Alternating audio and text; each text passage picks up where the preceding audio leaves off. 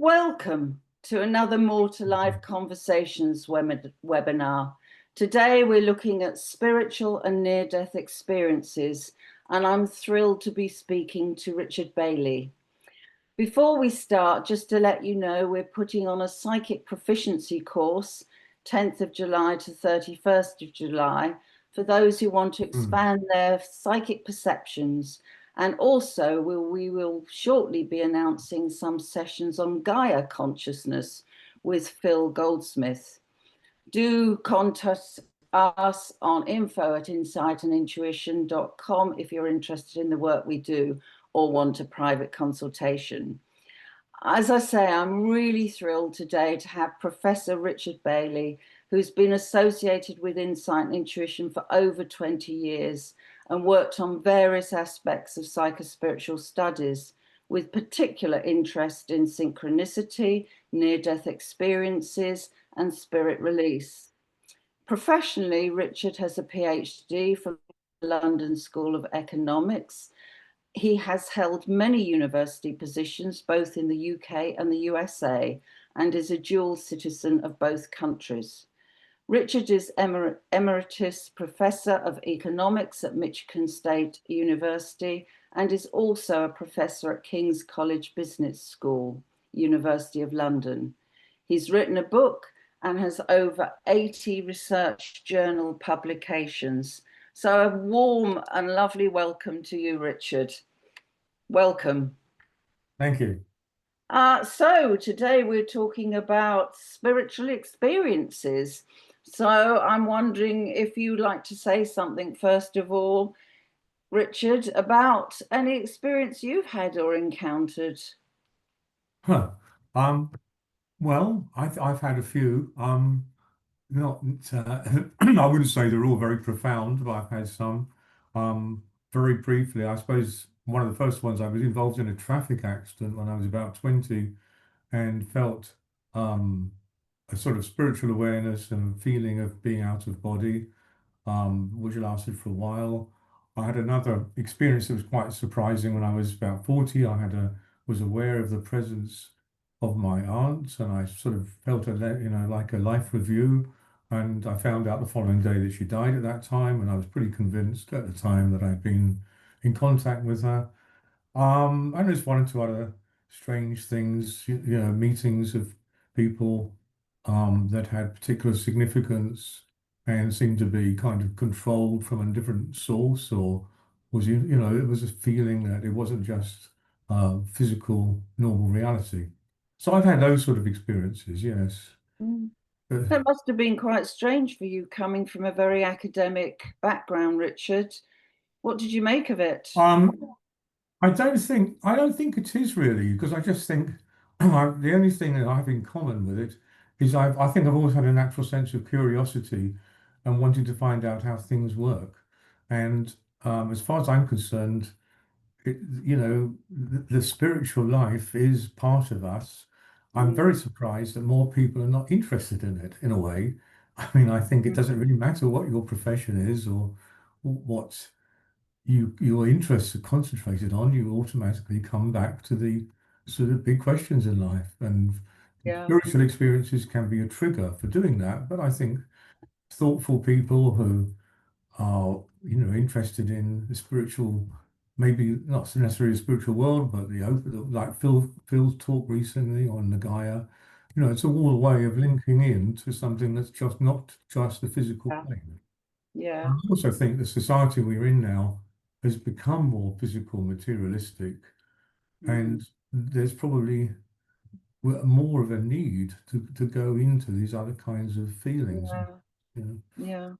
yeah. It is interesting because you can talk to people, and obviously, in the course of my long life, I talk to lots of people. But you can talk to people that you think are quite cynical or quite closed off, Mm. and they will tell you something that has happened to them, or some feeling, or perhaps a predictive dream or something, and then they kind of wave it aside. The rational mind kicks in and they don't think much of it.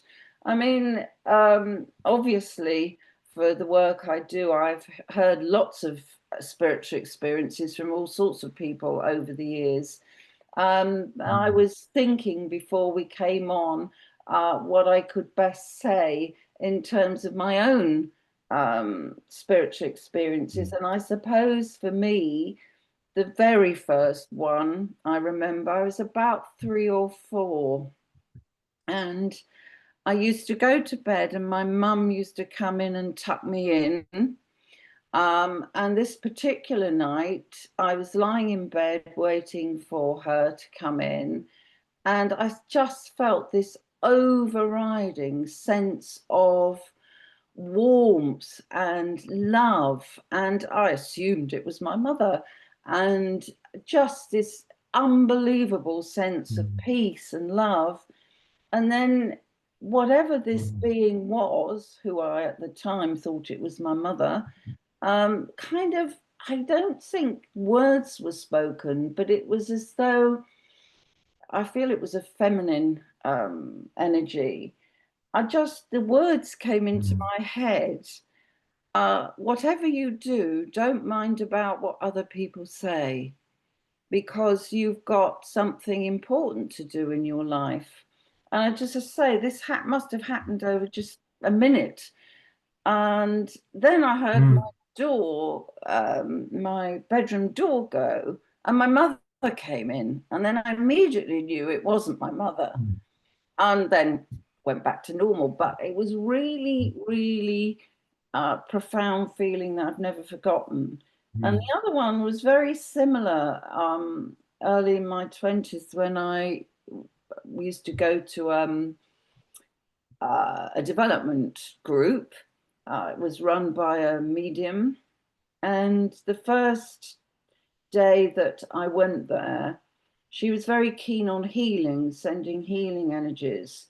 And I was incredibly cynical at that point, I have to tell you. And I really didn't know what I was doing there. But anyway, in this healing exercise, I felt exactly the same sort of energy, incredible warmth, light. And I had my eyes closed, and I opened my eyes, and I just saw what I could only now describe as some sort of angelic being in the middle of the room. And when she brought us back, I said to everybody, "Did you see that? Did you see that?" And nobody actually seen it, but everybody said, yes, there was this wonderful energy and so on. But it was very, very profound and strong. So those are the two sort of unseen um, experience I've had. And as I said, I've heard lots of experience from other people along the way. Um, all sorts of things. I mean, you're interested in synchronicity, Richard, and many mm. people have talked to me about having synchronicity in their life, that something happens out of the blue and then something else comes in. So I don't know if you want to say anything about that. Have you had that experience? Well, the only one I've had, I think, really interesting was I was one occasion I was going to a meeting in central London, and I'd automatically already worked out how to go by underground, and I got to the a road where I had a choice to make of which way to go, and complete without any real thought, I was decided to take a train to Waterloo, and I did it very much on the spur of the moment. I don't know why. And when I got in, it's about 11:30 in the morning. There was, in a weekday, very few people around. And I started walking over Waterloo Bridge, and there was one person on the same side of the bridge as me coming towards my direction. And we met in the middle of the bridge, and this was an old friend who there was some sort of problems with. Well, I won't go into all the details. And it was a really weird me feeling because I felt disengaged from this, almost looking down on it. I almost felt there was a spiritual connection. And it was quite an important meeting in a sense. It reconciled some differences between us, and it also kind of moved on to a new beginning for me and for this other person, I think. Anyways, they're very strange, sort of, that's a kind of a synchronicity, I suppose, with Yeah. them. But I mean, comment to your other points you mentioned, I do think there is a sort of, as I mentioned the word cynical, that's a good description. I think a lot of people are very uncomfortable about mm, moving out of the physical reality that they see. And I think Arthur Molinari, the famous medium, once said, a lot of people say, if you can't see it, smell it, and spend it, it don't exist. And that's the way yeah, people are often conditioned. And yeah, so there's a lot of reluctance, I think, in people to think about an mm, interpretation that's outside that realm. And mm, they just it's also people want a feeling of certainty. They don't like the idea of yeah, of they just want to have simple conclusions, atheism or whatever. It's a nice, not a nice, but it's a solution to yeah, uncertainty, and they stick with it because that's maybe they're just more comfortable in that zone.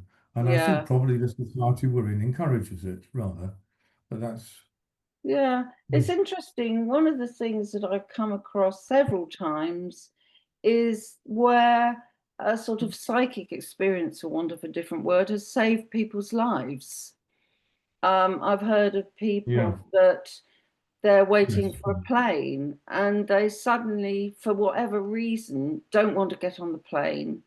This happened to a client of mine and didn't get on the plane and the plane crashed. And I had an experience Mm. some years ago when I was driving on my own, and it was an area that I didn't know, and I'm not good at directions or anything. Anyway, I was driving, I think it was somewhere around Bournemouth, and suddenly I heard a real strong voice in my head saying, "Slow down now." It was really like a demand. So I did slow down, and it was a really good job I slowed down because there had been no signs or anything, and Mm. the road veered off sharply. And if I'd have been going even at an average speed, Mm. I'd have crashed. So that's something that I've heard that people have out of the blue. Even people that never had any Mm. sort of Mm. experiences like that before. But you mentioned that the difficulty now, and God knows we live in a mad world, I would say, and the need for something more to life than this, I think is Yeah. important. And it's it, it's interesting how people come to these spiritual experiences because um, when I was doing my research, it was quite a well-known, and I can't even remember where it was written, but it was like there's three types of spiritual experiences. And one of them, and this would relate to the work that Phil Goldsmith does, and this is usually with men, that their spiritual experiences, it comes about through nature, walking in nature, feeling something bigger than themselves. Mm. That's one of the ways, if you like, into spiritual experiences. And I don't know why it's particularly for men, but I think women can have that experience as well, but it's more prevalent in men. And maybe it's because they can, in some way, analyze it and nature's beautiful and wonderful, and they can perhaps put some sort of rationale onto that experience. But it's a similar experience to other spiritual experience. It just comes through that connection with nature. And I think that's a lovely thing to do. And of course, you hear the most extraordinary things that have happened. And one of the things that we might talk a little bit today is the near-death experiences. And I was lucky enough Yeah. to meet the most lovely man, Peter Fenwick, who's recently passed over, unfortunately, Yeah. who Yeah. was a surgeon, and Mm. he started getting these conversations with people he gave surgery to who'd been they were alive, if it were, they were conscious while he was operating on them, and there is no rational Hmm. reason for why Yeah. there was, and that took him into a long, many years of Hmm. exploring near-death experiences. So I don't know if you've got anything that. Yes. Yeah, in fact, there is a neurosurgeon whose name I've forgotten, who wrote a book called The Scalpel and the Soul, Oh, which right. involved reported certain instances where a patient was brain dead during surgery, and then subsequently the patient recalled events that had occurred that were rather really unusual events during the nature of the time they were unconscious and no longer had a brain in a sense. Yes. There's also, I think, medical experiences are pretty what kind of widespread. Um, I think the near-death experiences, I won't, go through them. I've never had one myself, but I've know like it's a very good book by Anita Moorjani, and I went to two talks she's given in London on her experiences. Were very interesting. I think it's called Dying to Live. I think the phrase, the Oh, book, which is I can recommend. Um, yeah, I think it really gets to the nature of belief systems, the big questions that human beings have of do we mm, survive death? What is the purpose of our lives? What's consciousness? Why was the universe created? And a very interesting one, in my opinion, is why does God allow suffering? Well, I think oh, that's a very interesting question that needs to be discussed further because it's often well, used as a basis for atheism. yeah. So, I, um, I, I think that is a and I very have good question. And And I think you it's have, fundamental. And well, the more we come across, sort of look at all this and think about it, I think we have to think of another possibility for the way the spiritual world works and universe works, is that it's essentially a work in progress, and that we don't have an omnipotent, all-powerful being able to create the imperfect environment for human beings or mm, anything else. And a study of the physicist's recent work on forms of matter in the universe, whether it's the universe where it's expanding or finite, stretched over some weird surface. Um, we know roughly I think it was 13.8 billion years ago when the universe occurred, when the Big Bang started. We have no idea before what happened before or mm, why. Our solar system's about just under 5 billion years old. So we could see this continuous creation of matter, destruction of matter, black holes, red giants exploding, etc. We see there's all three. We don't really understand um, anything much, that more than that mm, about it. But one of the constant things that you see in the universe is change. There's nothing yeah, stable, and yeah, that's yeah, true of our lives. I think physical lives. We yeah. know what happens in life, and what happens at the end of it? It's hard to believe it just terminates without any kind. It doesn't seem intuitively reasonable. It seems Mm, very likely that we are in moving to some other sort of realms. mm, And so I think the concept of suffering, which is often a kind of a Sunday school question that people use to trick the priests up when it's 7 years old, it's often used by atheists as well. I think there is a real fundamental. We may come into our life with an incarnation with a particular purpose or things to try and work on, but there are random events that occur that can distract mm, and destroy. Now, if you believe in reincarnation, it doesn't really matter because it's just part of the learning process, and then the spirit mm, will evolve. Even if you don't believe in reincarnation, it's still a sense of randomness that we don't we the there isn't an everything controlled by an omnipotent mm, deity or force. There's a sense that we are being we I think there's a real feeling that we are part of our lives is to help the creator. Somehow or other the spiritual progress that humans make is something to do with future evolution of the universe. I think there's a interaction between the two. mm. Well, That's a real possibility, I think, that fits in to virtually all, religious and spiritual experiences. I think it Anyway, begs the let's throw that question. out. An idea. I think it's all very Um, interesting. It begs the question what you think of as God. Um, and yeah. a lot of people will think of God as a person, as a being. usually male. I think we've done a very great disservice in thinking of God as a person. Mm. I prefer to think of the energy of God as an energy, and it's an energy that doesn't have a big book and says, oh, Julie Soskin's done this, so we give her this. I don't think it's like that at all, Mm. in my opinion. I think it's a universal light force energy that we have to, our Mm. physical beings, we like to give things shape. So indeed, we have given God shape in all sorts Mm. of different shapes. If you think of all the saints and all the Yeah. things that people pray to.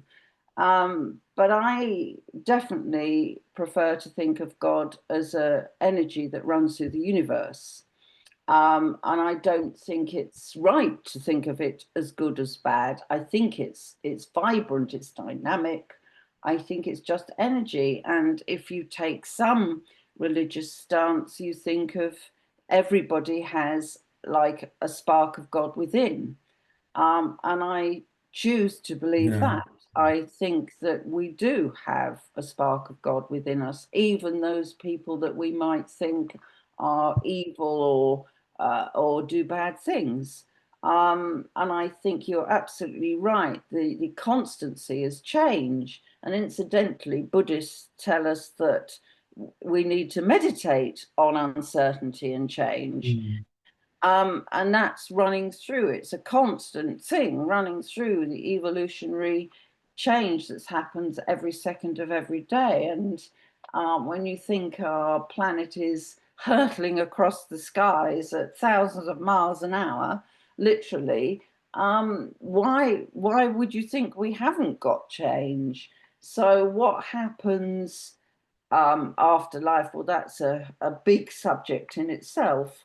Um, uh, I think for myself, I think my thoughts have slightly changed over the years on that. Working as a medium, that there is something after death, I certainly feel, but I don't think it's quite like a lot of people think. And I think ultimately we'll go back to this ocean of light. And as you say, if you believe in reincarnation, that drop Mm. of ocean will then come back to another life, and Mm. so on. And I think people like purpose, don't they? They have to have purpose, and in a sense, we all have to have purpose. Otherwise, what are we? But I don't know if there is an ultimate answer to that question, other than the purpose is to be, learn and grow, I guess. But these are Mm. really big questions, really big thoughts that are coming to us today. And I just would like to sort of steer the conversation a little bit, Mm. Richard, towards now. Mhm. Our world, society. I mean, I'm now in my 70s. Society's undergone massive, massive changes in my life, and it's all seems to be speeding up.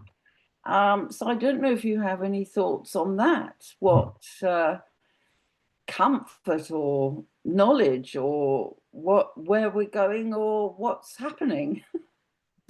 Well, I wish I did. I mean, there's fascinating questions. I agree with what you said about our definition of God and how, well, it's a form of really people wanting some certainty when there isn't any and making up their own sort of stories to, well, not stories, but their own explanations. Where we're going, it's a very tough question. I agree. I think politically, economically, climatically, everything is extremely unstable. Yeah, And I mean, I'm roughly the same age as you, and I agree, things have changed dramatically in my lifetime.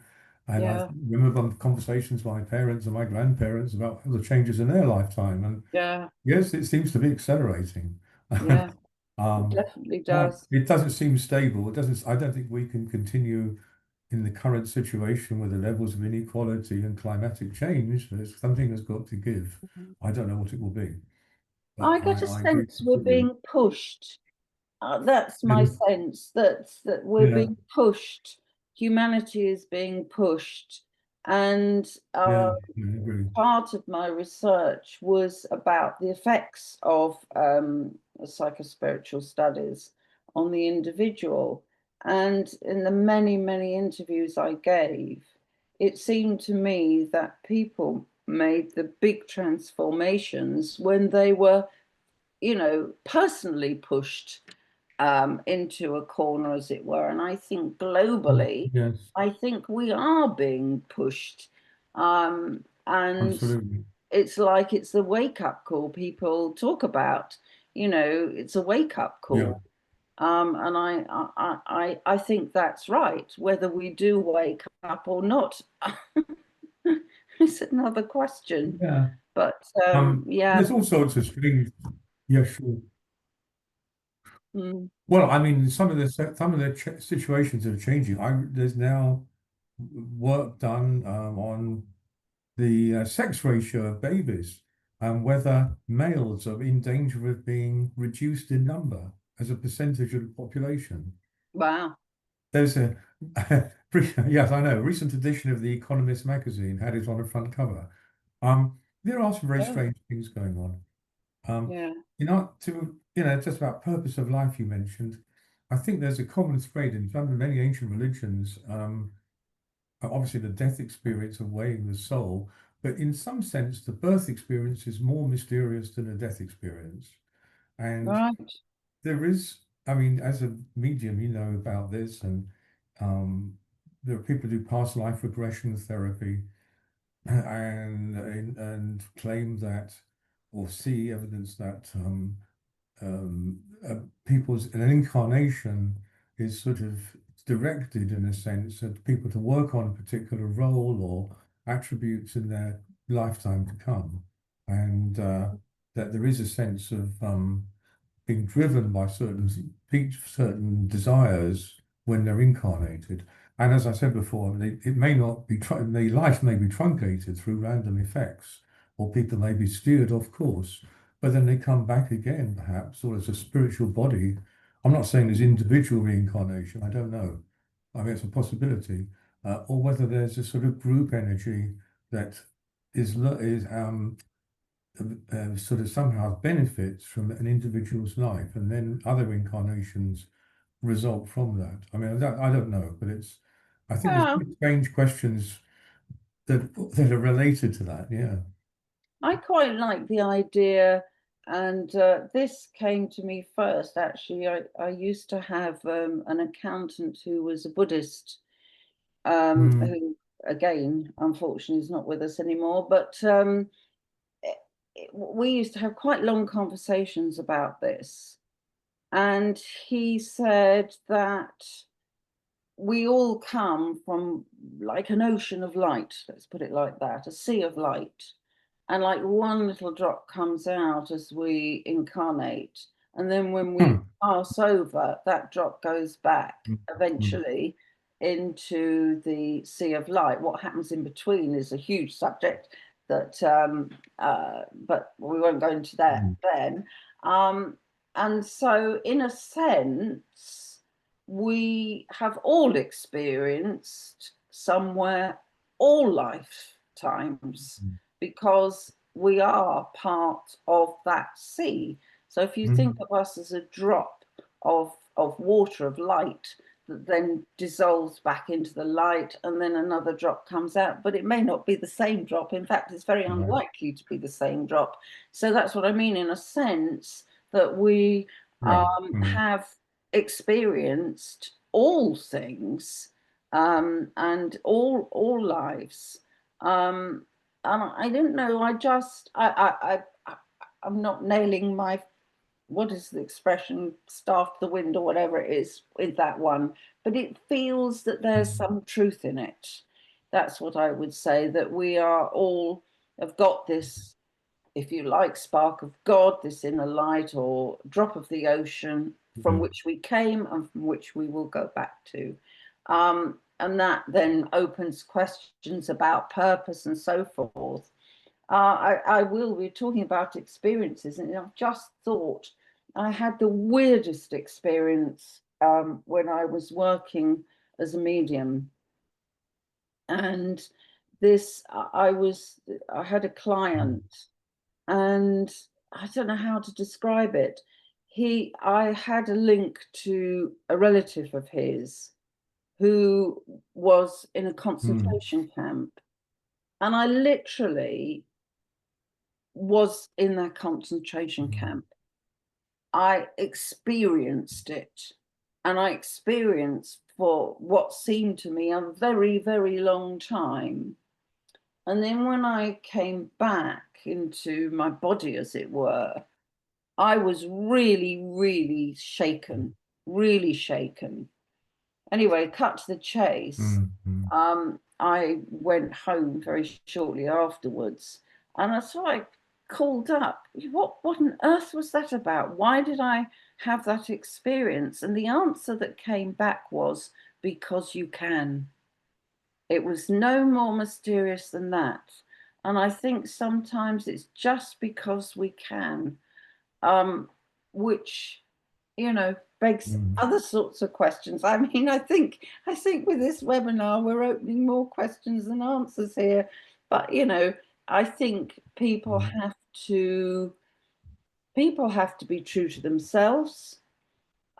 They have to live their life in the best way they possibly can.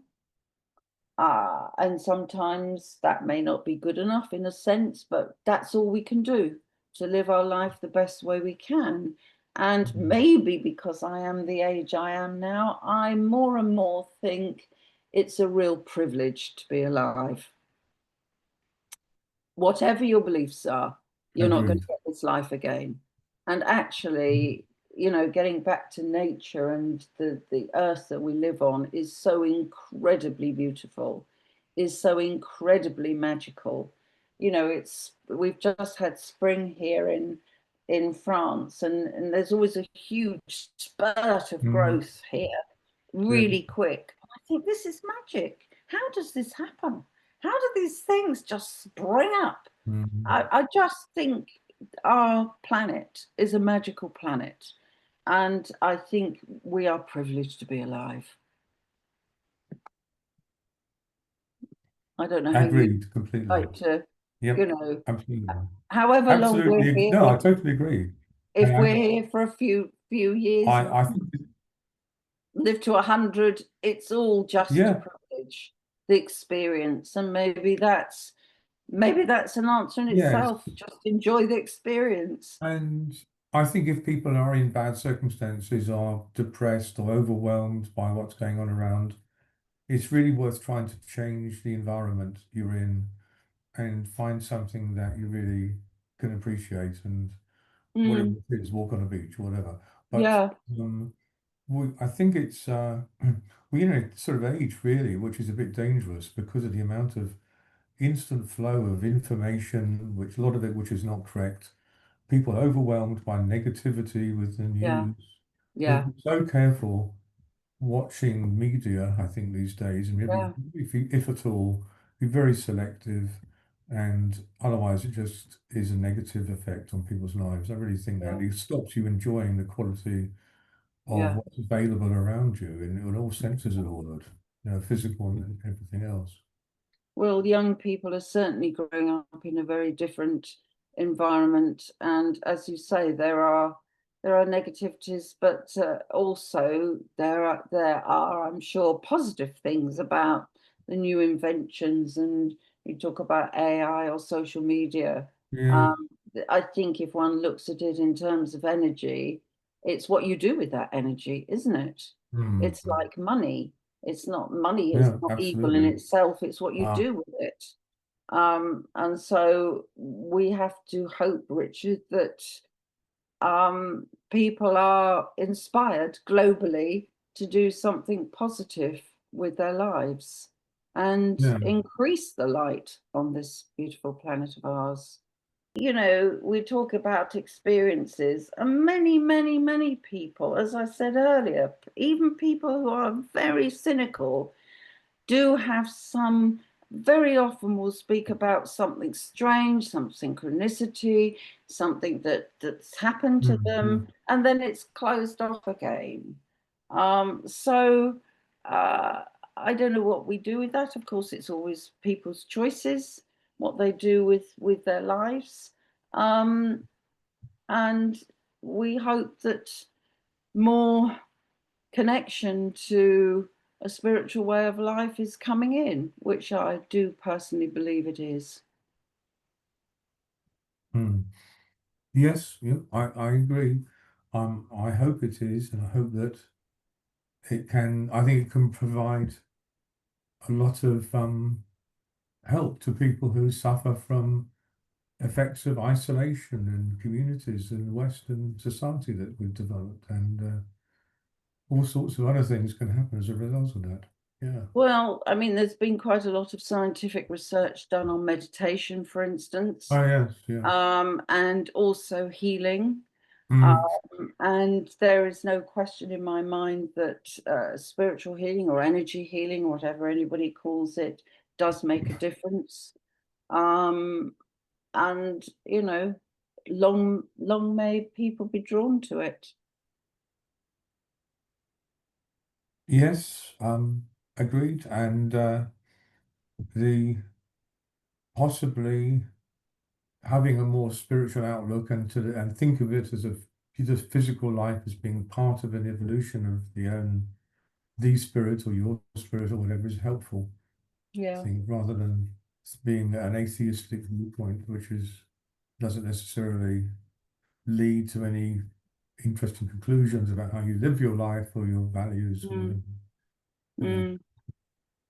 Well, uh, it's been really lovely to speak to you today, Richard. And I would just perhaps end by saying Yeah. anybody who's watching this who'd like to share their experiences, um, and any further questions on sort. I mean, we've touched on some really, really big questions here today. And of course, we can't answer them all, and maybe we can't, we literally can't answer them all, Mm. but that there is something beyond the self, the little self, I call it, I am in no doubt.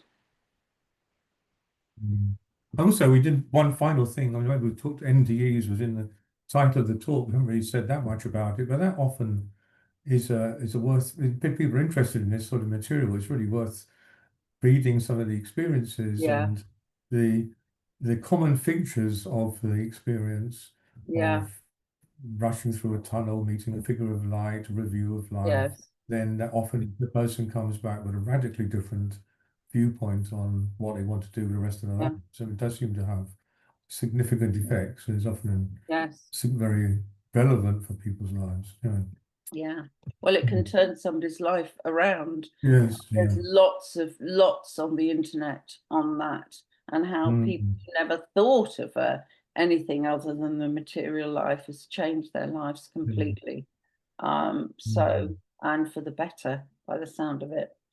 Okay, so I think Mm. perhaps again, if anybody wants to contact us, or has any thoughts that they'd like to put into a webinar, please do contact us.